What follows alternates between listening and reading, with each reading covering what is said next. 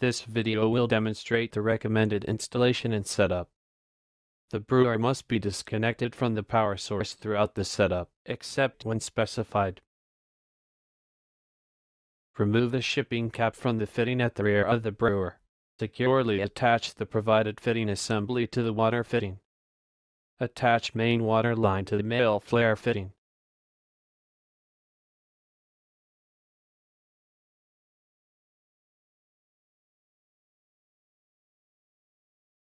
Turn on water supply and verify no water leaks are present.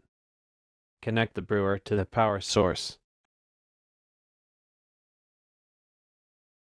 Turn on the main on-off switch located on the lower right of the brewer. Press the Enable Brew On-Off button to initiate the filling process. The display screen will read, "Please wait.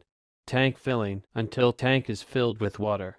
Ensure a funnel and a container is under the spray head as some water will drip from the funnel during this time. Wait approximately 20 minutes for the water in the tank to heat to the proper temperature. Water temperature will be displayed during this time. When the water temp is at operating temperature, ready to brew, will show on the display screen. After the tank is filled, place a small container beneath the faucet and open the faucet handle.